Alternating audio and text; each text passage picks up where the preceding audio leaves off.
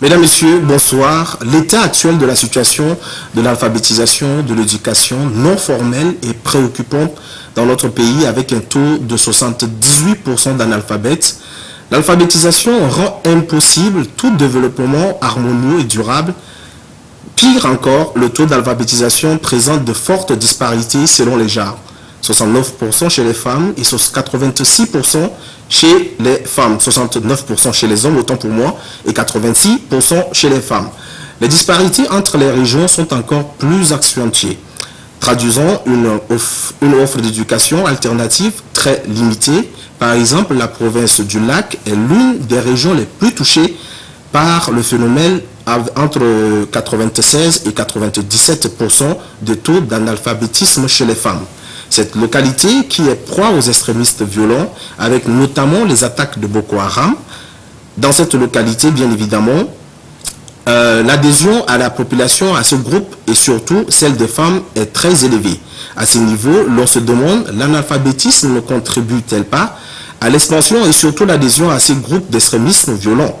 Les taux élevés d'analphabétisme chez les femmes dans la province du Lac et autres localités touchées par les extrémistes violents n'explique-t-il pas le fort taux d'enrôlement des femmes dans cette localité?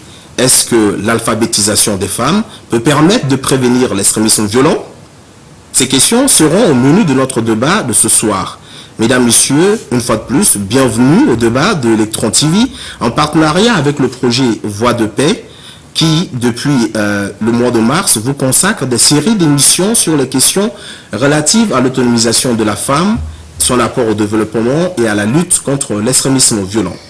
Bonsoir, Madame Mayani Fatimé. Bonsoir. Vous êtes directrice générale adjointe de la Maison nationale de la femme. Nous sommes dans le monde de la femme. On vous souhaite d'abord une très bonne fête. Merci. Après tant de temps de célébration de la Semaine nationale de la femme tchadienne, c'est la fête.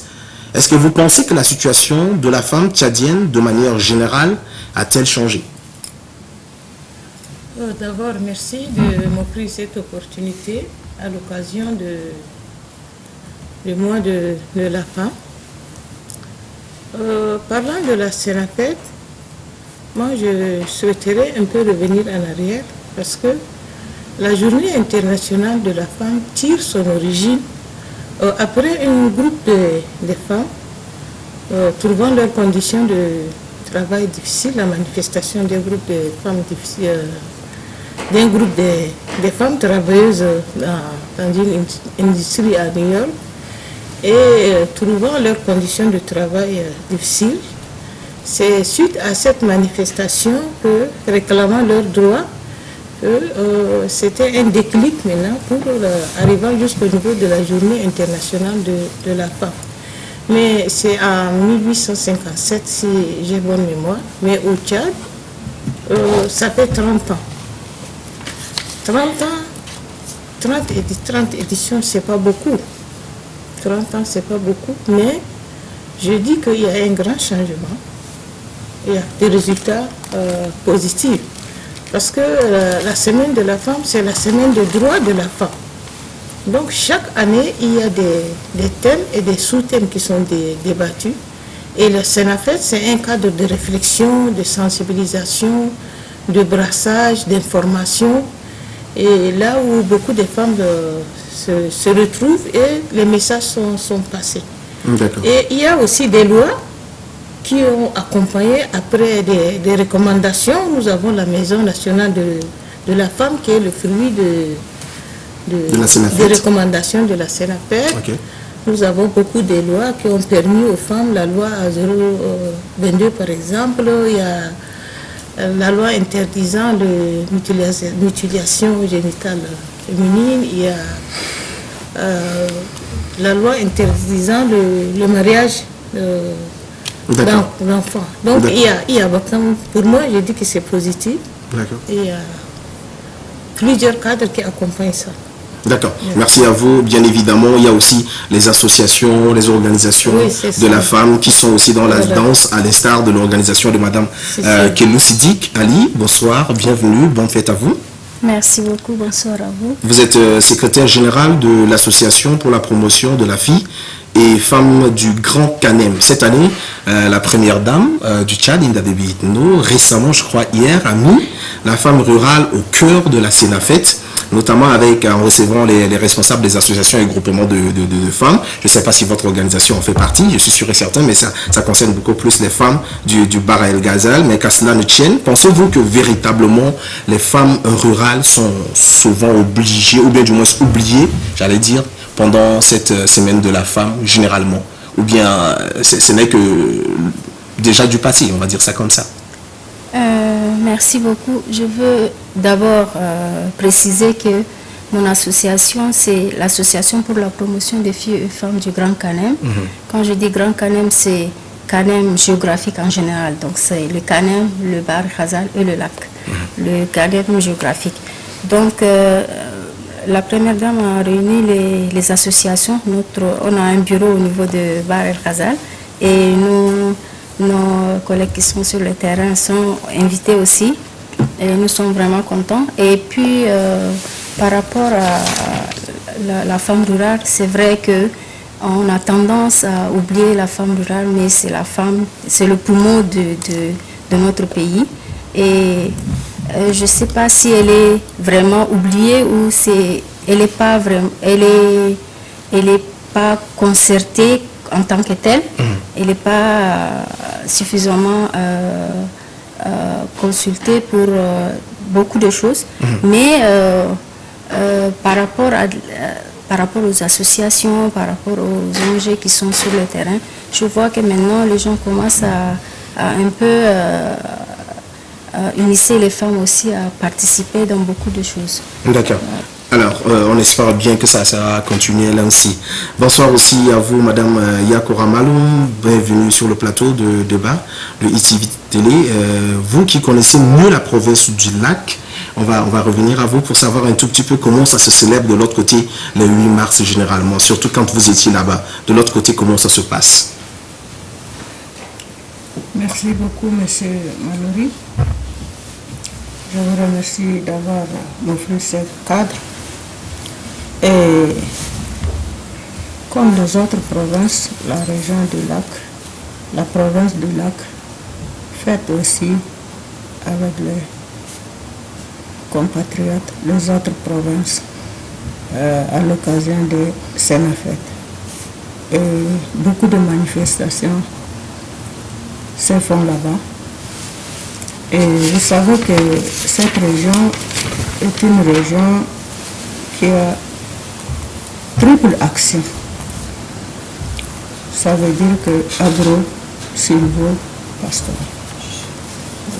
Les femmes, elles sont agriculteurs, sont éleveurs et par moment elles ont des groupements aussi de pêche qui se livrent aussi au travail de vente, de commercialisation des poissons, etc.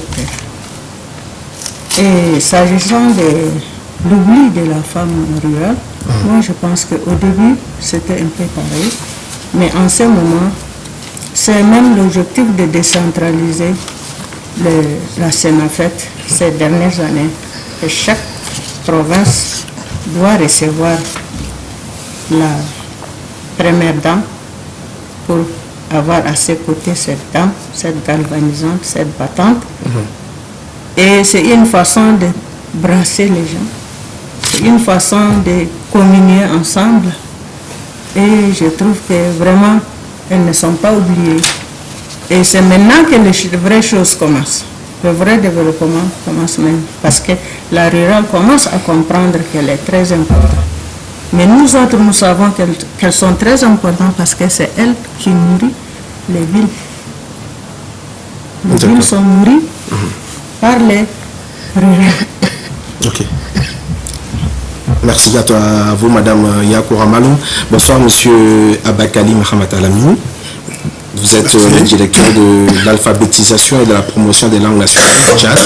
Nous constatons pratiquement chaque année la célébration de la Sénafet, même si la ville du lancement change de temps à autre, la situation de la femme rurale est de moins en moins prise en compte, comme l'a évoqué tout à l'heure les différentes panélistes. La preuve, le taux d'analphabétisation dans ces zones est très faible. Qu'est-ce que vous, en tant que responsable de ce département, vous dites de cela? Oui, au niveau de...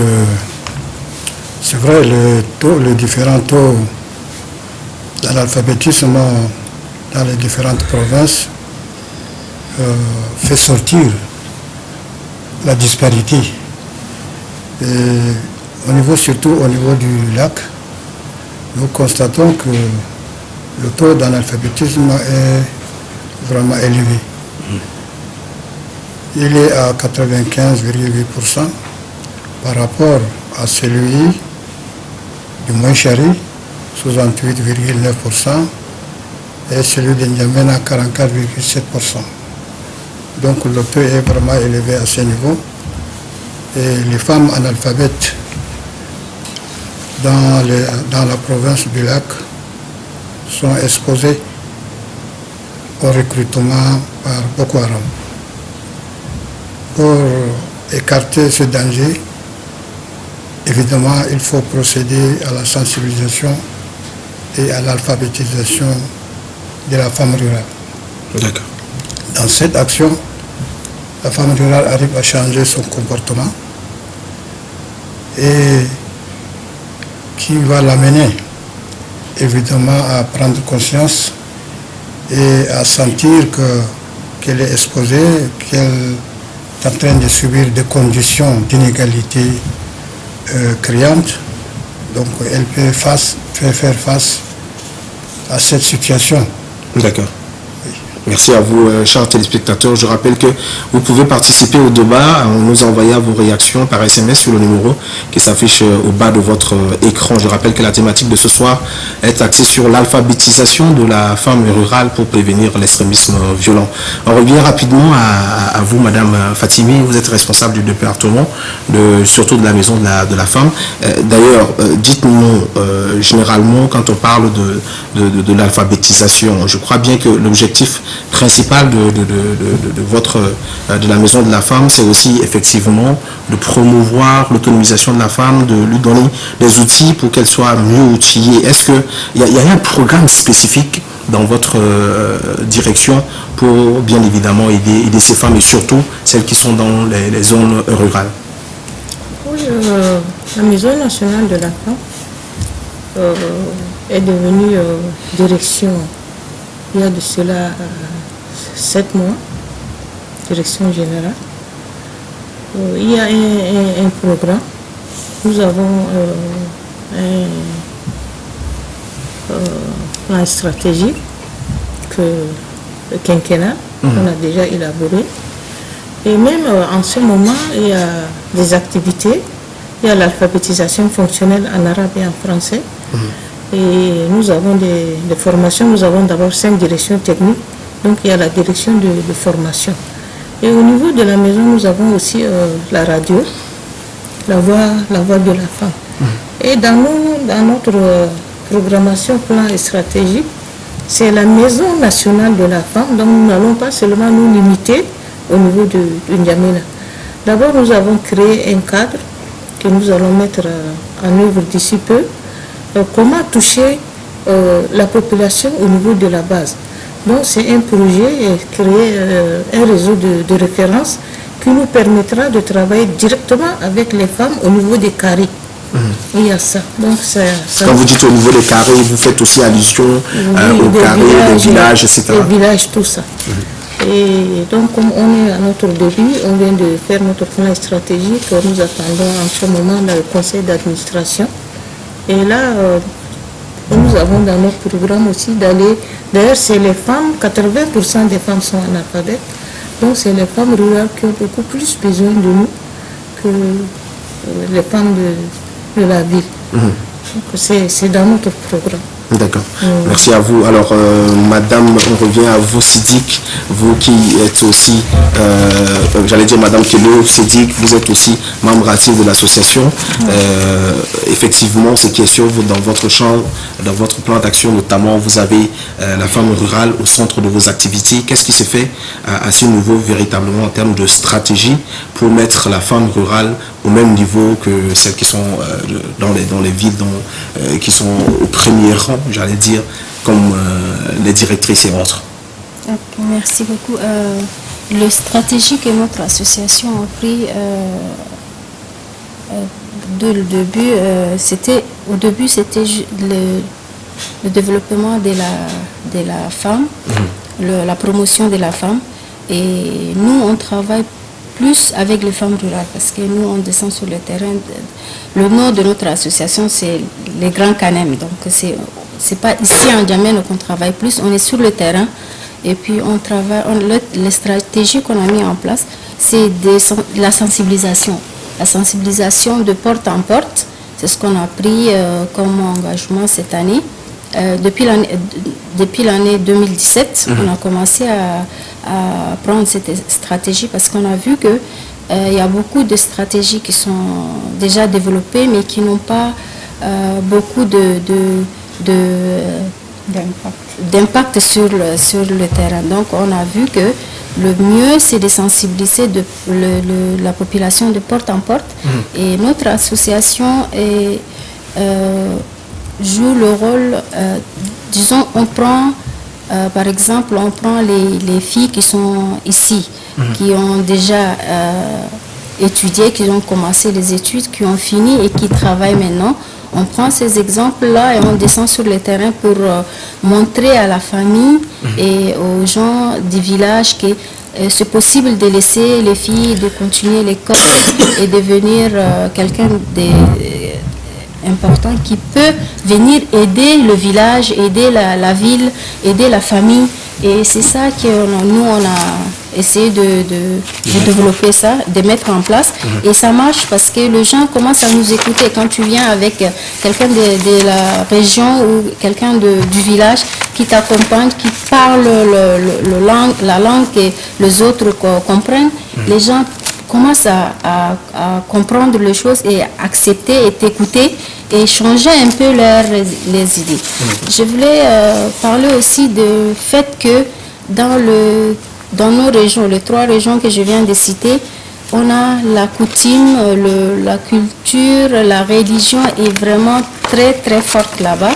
Et les gens interprètent mal certaines choses et empêchent la fille d'aller à l'école ou de continuer ses études. Et il y a aussi le fait, le grand danger qui est là, c'est l'extrémisme comme vous venez de le dire. Ça permet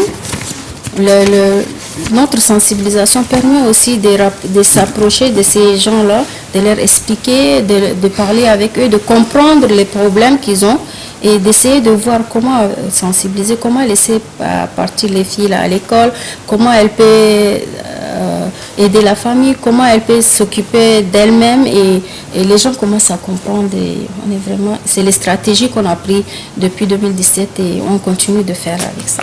Justement, parlant des modèles, on en a eu, surtout dans la province du Lac, notamment, par exemple, avec vous, Madame Yakoura Maloum.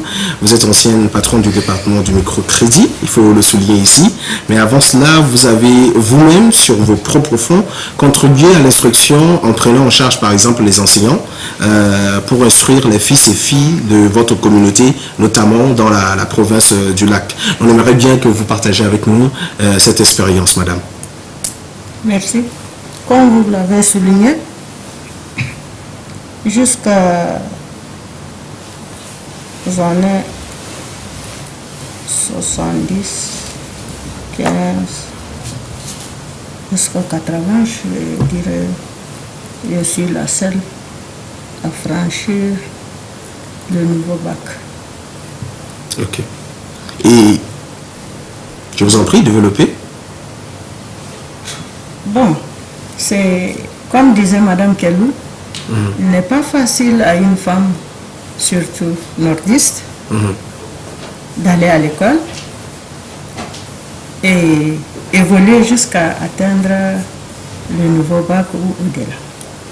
Parce qu'elle vient de souligner que les us et les coutumes tirent la femme vers le bas. Mais moi, je me suis dit que pas question. Moi, je vais briser le tabou que les gens ont. D'abord, je reviens sur ma personne. Comment je me suis inscrite à l'école. C'est très important. Et c'est un peu, comment dirais-je, c'est un peu mystérieux. Parce que j'étais adoptée par une tante à l'âge d'1 an. Avant d'être sévrée, elle m'a récupérée. Et j'ai eu la chance d'aller dans un grand centre où elle avait un mari qui a des enfants. Je fais partie intégrante de ces familles. Et les enfants vont à l'école le matin. Moi, je suis seule à la maison. Je ne me sentais pas du tout à l'aise. Alors, je les talonnais.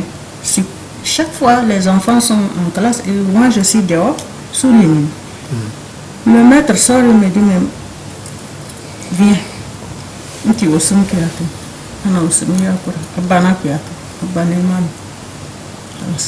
vais t'inscrire.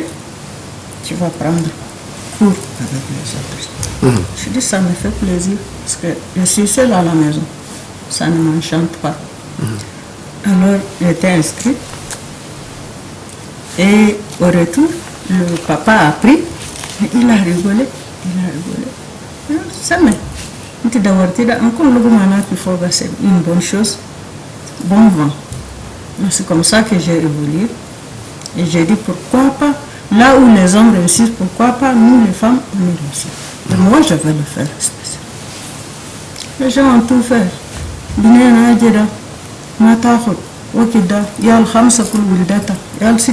je ne sais pas mon problème. Si dans mon destin, il a dit que je vais avoir des enfants, je l'aurai. Sans être mariée, même je peux avoir. Mais si ce n'est pas inscrit ainsi, même si je me marie à l'âge de 12 ans, 13 ans, je n'aurai pas aussi. Donc, laissez-moi faire mon chemin. Et c'est comme ça que je suis allée. Et derrière moi, dans mon village natal, il n'y a même pas une école. Il n'y a personne, il n'y a pas de pépinière. Mais j'ai dit, autant profiter pour faire des pépinières. Ça va être utile. Et les gens reconnaîtront la valeur de l'école à partir de ces pierres que je vais poser. Et c'est ainsi qu'en 2006, j'avais mobilisé un peu la population de mon village là, de ma communauté, en leur disant de faire des briques. Et je leur ai envoyé un peu de moyens pour prendre du thé et autres. C'est souvent ce qu'ils attendent, dans pas grand-chose. Il faut donner le temps et leur donner un peu de sucre, un peu d'aide et un peu de courage dans l'enchantement. C'est tout. Ils ont pu quand même construire cette école et il manquait des enseignants. Je disais, bon, avec l'avènement comment on appelle les enseignants? Vacataires. Vacataires. Oui.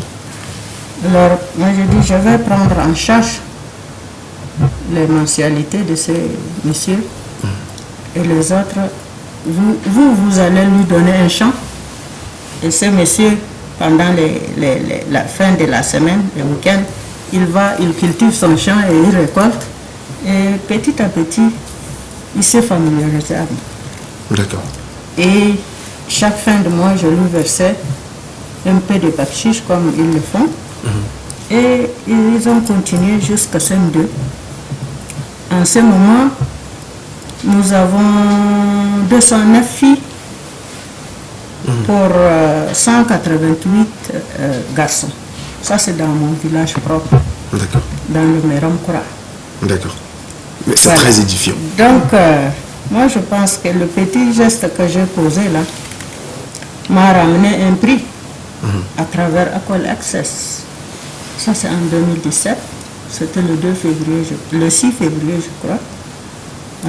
Ils avaient lancé un concours de leadership que j'ai remporté le premier prix.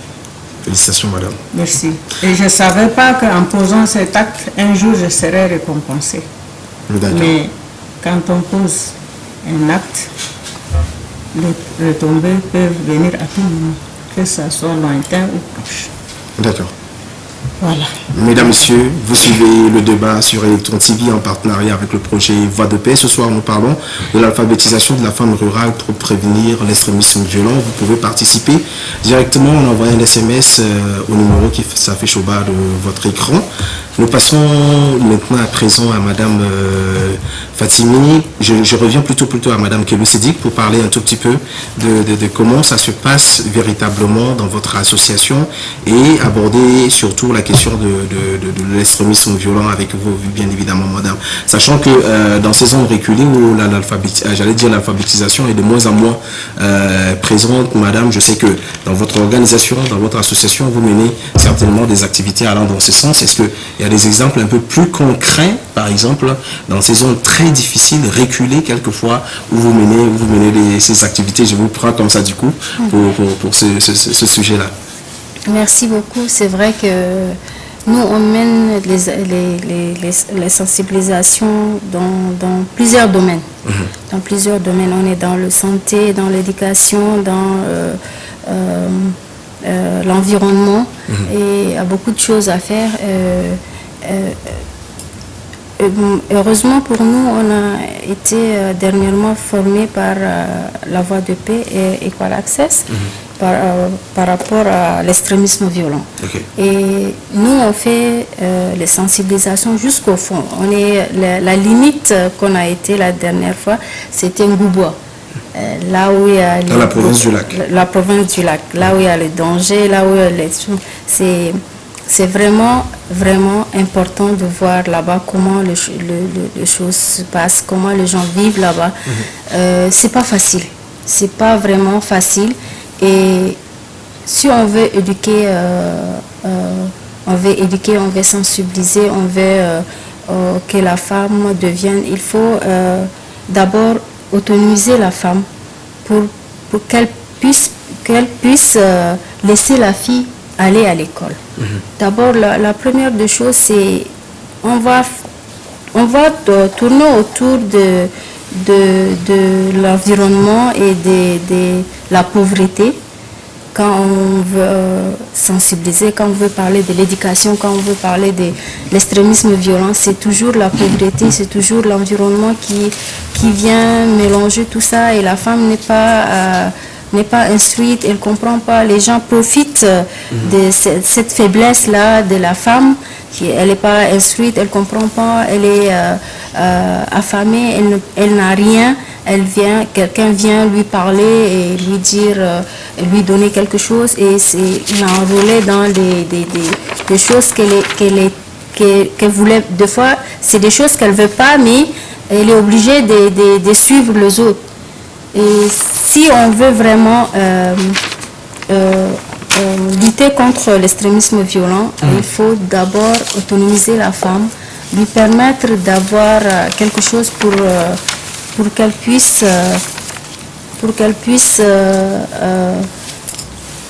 s'autonomiser et se défendre. Si elle est vraiment éduquée, elle est instruite, elle peut vraiment jouer un grand rôle dans la famille d'abord, dans sa région et puis dans le pays. Et si elle n'est pas instruite, c'est là où tout le danger vient. Et dans les sensibilisations qu'on va de porte en porte, qu'on fait avec la population, c'est que quand on vient, on essaye de parler avec ces gens-là et voir comment est-ce qu'on peut l'aider, comment est-ce qu'on peut aller l'aider, voir à avoir quelque chose, comment on fait aussi les formations avec les femmes qui sont sur le terrain. On fait des formations, on forme les femmes. On ne peut pas leur donner quelque chose, mais on leur apprend à des petits métiers, à faire les petits commerces là, les AGR et tout ça. Donc c'est là où les femmes puissent avoir quelque chose et laisser la fille étudier et venir. D'accord. Voilà. Merci à vous. On aborde depuis tout à l'heure l'analphabétisation ou bien l'alphabétisation autant pour moi, mais généralement on ne comprend pas trop ce que c'est. On va revenir peut-être à monsieur Alamine, Mohamed Alamine, vous êtes directeur de l'alphabétisation. Dites-nous véritablement en quoi consiste l'alphabétisation. Est-ce que c'est seulement lire et écrire ou bien au-delà de ça, il y a un autre aspect ou bien derrière ça, il y a beaucoup de choses que les gens ne comprennent pas. C'est quoi exactement l'alphabétisation? Oui, évidemment, l'alphabétisation, quand on dit alphabétisation, il y en a qui pensent que l'alphabétisation, c'est savoir lire et écrire et compter. Il y en a qui pensent comme ça. Or, l'alphabétisation, c'est très vaste. C'est vrai, il faut savoir lire et écrire et compter pour pouvoir être conscientisé sur certaines situations qui sont difficiles. Aussi, il y a l'alphabétisation fonctionnelle, donc qui amène surtout les femmes à s'autonomiser, à avoir leur autonomie et à s'organiser en groupement, en association, en organisation associative pour pouvoir se prendre en charge. Donc l'alphabétisation, c'est aussi savoir lire et écrire, et c'est également alphabétisation, c'est savoir faire le commerce, c'est savoir participer aux associations, participer aux réunions, participer aussi aux actions citoyennes. D'accord. Pour surtout les femmes actives. Et on voit souvent les femmes faire du commerce et assister aussi, faire des affaires, assister aussi aux réunions et aussi à la prise des décisions. D'accord. Donc l'alphabétisation, c'est un peu large et ça amène les femmes à se prendre en charge et à pouvoir participer dans le développement au niveau de la famille, au niveau de la région et au niveau national. D'accord. Merci pour cette précision parce que c'est tellement important pour nous.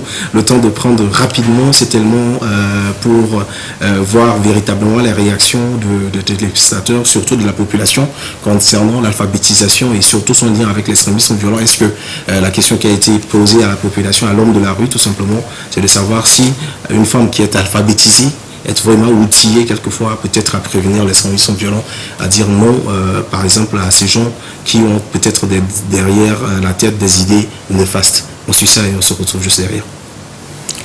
Oui, la femme alphabétisée, évidemment, elle sait lire et écrire, elle participe aux activités avec les autres femmes. D'accord. Donc elle est déjà suffisamment outillée, elle sait lire et écrire, donc elle comprend facilement les choses et parfois elle arrive à résister, surtout concernant l'offre, par exemple, au niveau du lac. Exactement. C'est ce que la plupart peut-être des téléspectateurs et surtout de la population que nous avons interrogé. On suit l'élément sonore et on se retrouve juste derrière. On regarde ça ensemble, s'il vous plaît. Si la femme est alphabétisée, elle est mieux préparée pour se défendre. Elle peut se défendre. Oui. Parce qu'elle sait tout ce qui se passe à la télé, à la radio, elle écoute. Quand on est alphabétisé, on peut se défendre, on peut dire non. Mais quand on n'est pas alphabétisé, tout ce que le parent, l'ami, que dirais-je, dit, c'est vrai. Bon, on vient avec un papier devant toi, tu es non alphabétisé, tu penses que tout ce qui est écrit sur papier est vrai, alors que ce n'est pas vrai. Donc, la personne ne fait qu'écouter ce qu'on lui dit. Elle ne lit pas. Donc, pour moi, je sais quand on est alphabétisé, on peut se défendre. Alphabétiser une femme, moi je pense que c'est un phénomène très prépondérant dans la vie courante. Les traits, elles sont alphabétisées.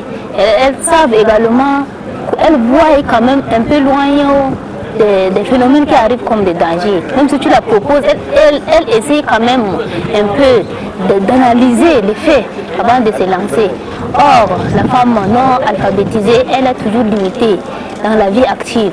Donc, toutes les propositions, elle prend à la légère et après ça devient le danger pour sa vie à elle-même et pour la population tout entière. Si une femme est alphabétisée, elle doit beaucoup contribuer dans la vie actuelle, surtout de nos jours. Si une femme sait écrire et parler le français, elle peut contribuer beaucoup plus dans la vie actuelle et dans la société, surtout dans son foyer. Elle veut se battre beaucoup pour fournir des efforts et remplir certaines tâches dans son propre foyer à elle. Non, elle peut dire non. Parce que si elle sait déjà écrire, c'est parce qu'elle ne connaît pas écrire et ni elle a été à l'école. Si elle connaît déjà écrire, elle peut dire que non, ça c'est un danger. Le Boko Haram, de nos jours, ils utilisent beaucoup de femmes. Mais si la femme est alphabétisée, elle peut mieux se défendre devant un fait. Et je demanderai à l'État de recueillir ces femmes, les envoyer à l'école pour qu'elles savent mieux se défendre dans la vie actuelle. Une femme déjà alphabétisée, elle contribue positivement aux actions sociales et, comment dirais-je, à la sensibilisation sur les biens fondés de la vie sociale et tout ça. Et donc elle ne peut pas se laisser emporter par des idéologies nuisibles à la société ou bien à sa communauté. Et donc elle peut dire non et elle peut aussi sensibiliser les autres à dire non et à les expliquer les méfaits de ces actions ou bien de ces idéologies qui peuvent nuire à la communauté. المرأة المتعلمة والريفية إذا كانت تعرف تقري وتكتب كويس ما في أي شخص يقدر يتدخل في حقوقها وواجباتها، تقدر تحمي حقها من أي شخص وتدافع عن نفسها طالما هي تعرف تقري وتكتب. ما دامت هي قارية واعية تقدر تحمي نفسها من الناس المتشددين، ما يقدر يأخذوها معهم عشان هي واعية درست حقوقها كويس ما تقدر تخسر لم يأخذوا حقوقها منهم. Oui, je pense qu'une femme alphabétisée, comme vous avez dit, elle peut se prémunir contre beaucoup de choses. Elle peut déjà connaître ses droits et ses devoirs. Elle peut également donner sa contribution dans le développement du pays. Et elle peut aussi être capable de lutter pour le droit des femmes, en gros. Effectivement, je pense bien, parce que plus on a de l'instruction, je pense mieux on est éveillé et mieux on est outillé pour lutter contre toute forme d'extrémisme. Et comme vous l'avez si bien souligné, je pense qu'une femme alphabétisée peut donner sa contribution au développement du pays. Elle peut également connaître ses droits et devoirs, comme je l'ai souligné tantôt. Donc elle est à même de se prendre en charge, de faire développer son foyer et tout ça. Et je pense que l'État et les institutions para-étatiques devraient mettre l'accent plus sur l'instruction des femmes, surtout l'alphabétisation, pour leur donner les outils nécessaires pour pour se prendre en charge et pour lutter contre certains abus et tout ça, Voilà, chers téléspectateurs, comme vous venez de suivre avec nous les différentes interventions de l'homme de la rue de manière générale sur cette thématique. Je rappelle que vous suivez le débat sur Electron TV en partenariat avec le projet Voix de Paix. Ce soir, nous parlons de l'alphabétisation de la femme rurale pour prévenir l'extrémisme violent. Alors, chers panélistes, nous avons suivi ensemble avec vous les différentes réactions. Alors, Madame Magali Fatimi, dites-nous véritablement, on amorce déjà pratiquement la dernière phase de l'émission. Vous pensez que si une femme est alphabétisée, elle est véritablement outillée pour prévenir l'extrémisme violent comme on vient de le suivre? Moi, je pense que l'alphabétisation est un outil très important pour le développement d'une région. On ne va pas seulement à l'école pour venir travailler. Une femme alphabétisée peut sauver beaucoup de vies. Les femmes au village, les femmes qui font l'agriculture, ils ont des produits qu'ils utilisent, ils ont des ordonnances pour leurs enfants, c'est beaucoup de choses. Et puis elles peuvent même suivre. Maintenant, le monde est devenu un village. Les gens, récemment, moi j'étais partie au village, je ne me retrouve pas. J'ai dit, est-ce que c'est ça mon village que je connaissais avant? Parce qu'il y a un changement de comportement où les gens ils copient ce ceux qui viennent du Nigeria copient, ceux qui sont à la frontière avec le Nigeria copient ce qui se passe là-bas, tout ça. Alors, l'alphabétisation est un outil très important qui permet à la femme d'être éveillée et de lui donner même envie de vivre. Parce que le fait de suivre, d'écouter, ça lui permet, elle veut vraiment évoluer. Et moi je trouve que c'est un moyen pour permettre aux femmes, surtout des frontières, de prendre conscience. D'accord. Je rappelle que vous pouvez toujours participer à l'émission en nous envoyant vos SMS au numéro qui s'affiche au bas de votre écran, mesdames, messieurs. Alors, Madame Kelou Siddiq, revenons un tout petit peu à votre association et surtout s'agissant de l'extrémisme violent par rapport à cette thématique. Est-ce que vous pensez que le fait qu'une femme ne sache ni lire ni écrire, elle peut être un véritable danger pour sa société, surtout s'agissant de l'extrémisme violent et notamment celles qui sont dans les zones reculées? C'est certain. Pardon, c'est certain que c'est vraiment un danger si la femme n'est pas alphabétisée, si elle ne sait pas lire ni écrire. C'est plus facile aux groupes d'extrémistes qui sont là de l'accueillir, de la prendre, de lui laver le cerveau plus facilement et de l'enrouler dans toute leur idéologie. Leur idéologie. C'est plus facile à celle-ci de les suivre tranquillement.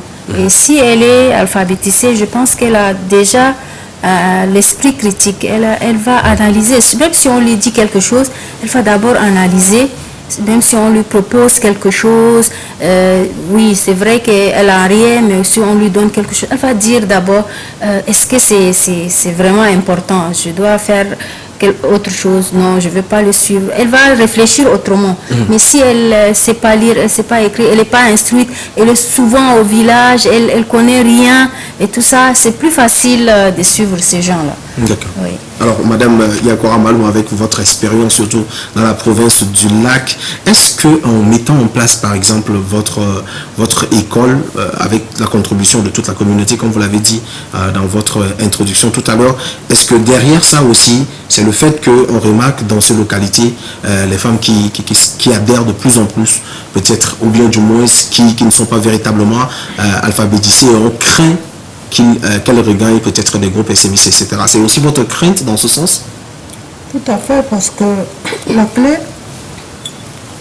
l'éducation est la clé de la vie. Parce que si on est éduqué, on est mieux outillé pour faire des choses utiles, mais pas de négativité. Une femme non alphabétisée, non scolarisée, non éduquée, est un danger pour elle-même, parce qu'elle se comporte comme un animal. Elle aura tous les problèmes du monde dans son propre foyer. Mais si elle est éduquée, elle sait, elle peut éviter certains comportements déviants.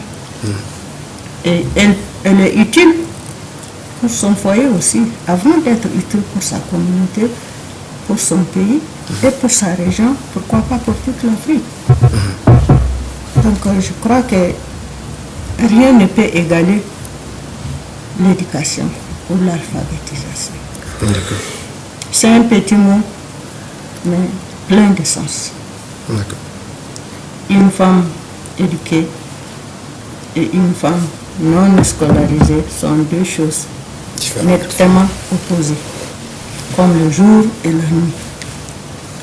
Parce que si ma petite Kelou disait que c'est dans leur sensibilisation, elles font tout, à part de santé, de l'environnement, de la propriété, de savoir mettre, je ne sais pas comment utiliser l'ordonnance, tout ça, ça entre, ça édifie la personne et ça entre dans sa vie quotidienne. Et à la longue, elle devient utile pour sa famille d'abord, son foyer, sa famille, le village même.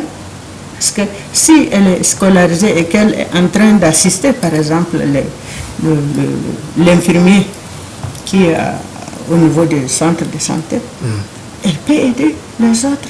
Elle peut leur expliquer ce qu'ils devaient donner comme résultat ou positif ou négatif, qu'est-ce qu'il faut faire, et revenir par la suite. Tout ça, c'est des choses utiles.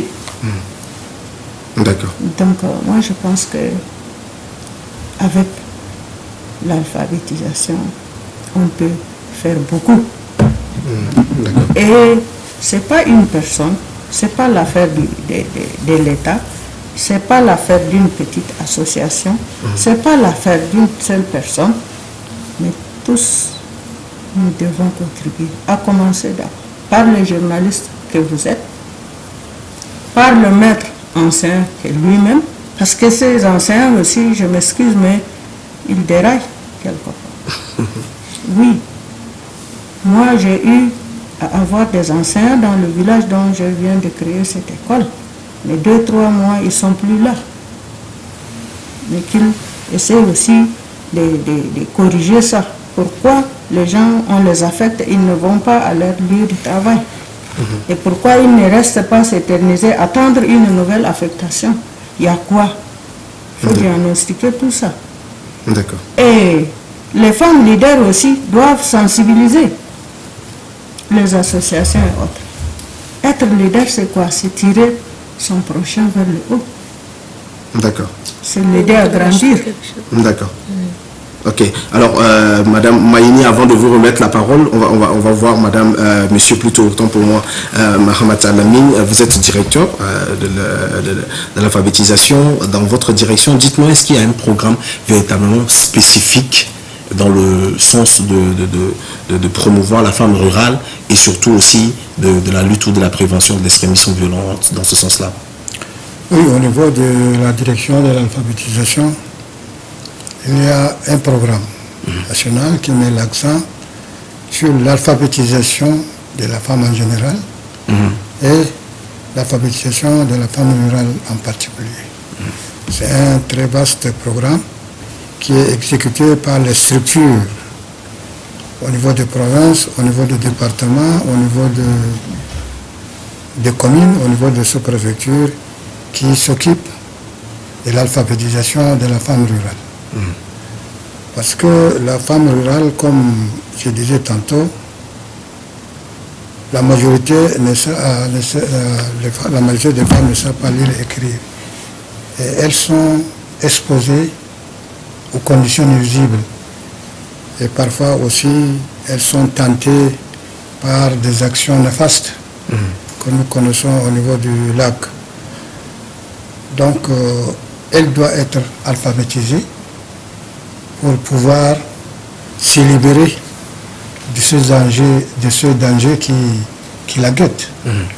Donc, si elle est alphabétisée, elle sait lire et écrire, évidemment, elle se conscientise et elle essaie de se libérer petit à petit de ce danger qui la guette. Et comme elle est alphabétisée, évidemment, on ne peut pas aller vers elle facilement pour la convaincre d'aller faire vraiment des actions nuisibles. D'accord. Oui.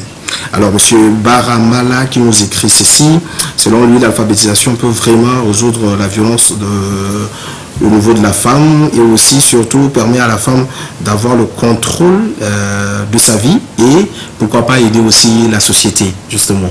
Alors, on va faire rapidement le tour de la table, mesdames, messieurs, parce que nous sommes pratiquement à la fin du temps qui nous a été imparti. Alors, pratiquement, quelle stratégie, on va commencer avec Madame Fatimi, vous êtes directrice, stratégie à mettre en place pour alphabétiser de plus en plus la femme rurale afin de prévenir l'extrémisme violent selon vous, même si dans votre direction il n'y a pas pratiquement de département ou bien un plan d'action spécifique à cela? Oui, nous avons un plan d'action, mais moi je pense que le problème du village, ce n'est pas seulement le problème de l'État. Regardez l'exemple de Iyakura. Tous ces gens qui sont, tous les villages, ils ont leur progéniture au niveau de la ville. Des gens qui sont bien placés. Mais quelle est leur contribution? Moi, je pense un être humain dans la vie, il faut que tu sois utile pour ta communauté. Les gens, ils s'organisent en association, ils se divisent en clans, en ethnie, en quoi, mais qu'est-ce qu'ils font pour ceux qui nous attendent au village? Quand tu vas au village, tu regardes ce qui se passe au village, ça fait très mal. Mais quelle est notre contribution? On reste toujours, on attend l'État. Normalement, c'est nous qui devrons aller vers le village et puis revenir vers l'État pour nous appuyer. Mais laisser tout à la charge de l'État, moi je pense qu'on va encore attendre longtemps. D'accord. Merci à vous. Alors, Madame Kello Sidik, vous êtes SG de votre association. Est-ce que vous pensez que véritablement votre stratégie mise en place peut booster ou bien du moins amener la femme rurale à mieux prévenir l'extrémisme violent si elle arrive à être alphabétisée? Depuis 2017 jusqu'à aujourd'hui, je pense qu'on a un impact vraiment positif par rapport à les stratégies qu'on avait prises. Et il nous manque le moyen pour continuer. Sinon, on a déjà ouvert un centre d'alphabétisation et de formation au niveau du Mao. C'est un grand centre qui réunit beaucoup de femmes qui apprennent à coudre, apprennent à lire, à écrire. On a une femme qui vient les enseigner de temps en temps, même si ce n'est pas tous les jours. Et on compte ouvrir au niveau de Bar Al-Khazal un centre et au niveau du lac, au niveau de Bol. Un centre aussi, si on arrive à avoir le moyen, on va ouvrir ça et continuer la sensibilisation. On fait plus la sensibilisation, continuer la sensibilisation de porte en porte et mettre au devant les gens de la région, les gens du village, les filles de la région qui ont réussi. On le met, par exemple, comme notre grande sœur, Madame Yakro, on le met en avant pour venir expliquer. Et là, la population écoute, comprenne et c'est ça qu'on a pris comme stratégie pour continuer encore. D'accord. Merci. Alors, Madame Yakura, vous, déjà on va revenir, comme vous êtes personne ressource, pour comprendre quel est le prochain défi. Déjà, vous avez eu à mettre sur place l'école, il y a des enseignants qui sont là, plus ou moins payés. La prochaine étape, c'est quoi? C'est l'université? Ou bien, exactement, c'est quoi? On espère. Bon, ça c'est un seul point, hein, c'est micro par rapport à l'étendue de l'immensité du problème. Ok. Pour moi, c'est que l'État doit créer des écoles dans tous les villages, avec un plan précis. Au bout de 5 ans, tout village tchadien doit avoir au moins une école. Ok. Avec tout ce qui peut accompagner cette école pour la bonne marche. Donc, autrement dit, ne laisser personne derrière. D'accord. Mais au niveau local, une sensibilisation de haut niveau, une plaidoyer au niveau des autorités locales aussi, doit faire son chemin, son bonhomme de chemin. Parce que nous ne voulons pas perdre une petite fille comme ça, pour qu'elle soit à l'école. D'accord. Donc, et à l'État aussi, de bien veiller sur les éducateurs, les seconds pères. Parce que, étant petits, nous pensons à ce que le maître nous dit et nous pensons à nos parents, tout ce qu'on connaît. D'accord. Donc, le grand-père, c'est l'État et il n'a qu'à bien encadrer ses enseignants pour que ces enseignants se encadrent bien. Et nous, au niveau de chaque province, il faut qu'il y ait un noyau qui surveille ça et qui fait des sensibilisations sans relâche, jusqu'à ce qu'on atteigne un certain pourcentage d'alphabétisation, de scolarisation des filles dans tous les villages du Tchad. D'accord. Merci et on espère bien. Je reviens encore sur l'extrémisme. Si l'extrémisme rapidement, 30 minutes, Madame Yakura. Quelques secondes. Si l'extrémisme sévit en 30 secondes, bien et qui prend des femmes en kamikaze pour venir s'autodétruire ou détruire ses propres parents, c'est parce que il n'y avait eu rien. Il y a une certaine redevabilité de l'État vis-à-vis de cette population. Les gens sont abandonnés à elles-mêmes. Merci. Et qu'à un certain niveau, on n'arrive pas à les contrôler. Il fallait leur tracer le bon chemin. D'accord. Merci. Merci à vous, Madame Yakura. On revient à vous, Monsieur le directeur Mohamed Alamine. Rapidement, en 30 secondes, s'il y a un message particulier en guise de conclusion à passer à l'endroit de tous les téléspectateurs qui nous suivent, surtout concernant l'alphabétisation, surtout votre département qui n'est peut-être pas très bien connu de la population. En 30 secondes rapidement. Désolé, on a pratiquement plus de temps. D'accord. S'il y a un message à lancer au niveau de l'endroit des téléspectateurs, au niveau de l'alphabétisation, c'est un problème très important. Et si l'État appuie l'alphabétisation, au niveau international, on appuie l'alphabétisation, c'est que le problème est très important. Ça nécessite un appui. Et l'État, dans ses efforts et avec les organismes internationaux et les ONG, est en train de tout faire pour que la femme rurale soit alphabétisée. Donc c'est un souci que nous sommes en train de prendre en compte et de tout faire pour que la femme rurale soit alphabétisée comme les autres femmes. D'accord. C'est une nécessité. Merci. Oui. Merci à vous, merci mesdames, messieurs d'avoir accepté notre invitation. Chers téléspectateurs, nous sommes arrivés pratiquement à la fin de notre émission, le débat de Electron TV, en partenariat avec le projet Voix de Fer. Voilà, nous sommes à la fin. Je rappelle que nous avons notamment évoqué ce soir sur la question de l'alphabétisation et surtout l'extrémisme violent dans ce domaine, l'alphabétisation de la femme rurale pour prévenir l'extrémisme violent. Le débat continue sur les différents réseaux sociaux, notamment sur la page Facebook du projet Voix de Paix, Equal Access, et aussi vous pouvez suivre l'émission dans son intégralité sur YouTube. D'ici là, on se retrouve le samedi prochain avec un nouveau thème. Merci à la régie, merci à toute l'équipe technique et aussi merci au projet Voix de Paix. Bonne soirée sur Electron TV.